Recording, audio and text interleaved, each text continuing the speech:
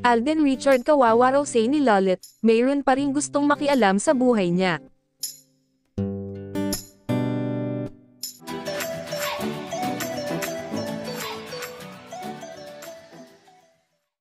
Hindi mapigilan ng kolumnista at talent manager na si Lolit Solis ang makaramdam ng awa sa aktor na si Alden Richards. Say ni Manay Lolit nakakaawa raw ang kapuso aktor na si Alden Richards dahil marami pa rin umano ang gustong makialam sa buhay nito.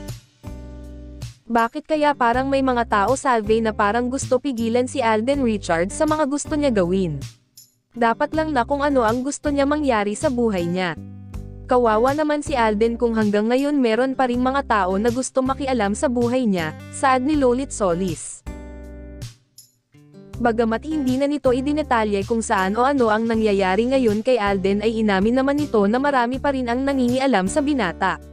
Narating na ni Alden Richards ang pangarap niya at siguro naman dapat lang na kung ano ang makapagbibigay ligaya sa kanya iyon ang gawin niya.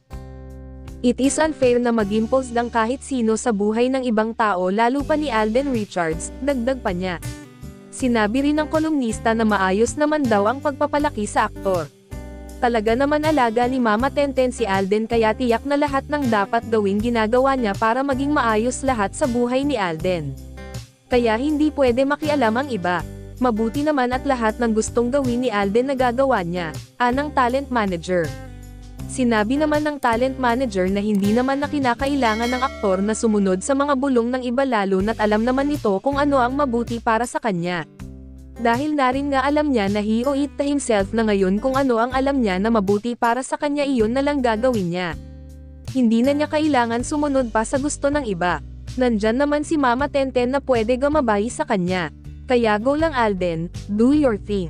Basta maligaya ka, okay lang.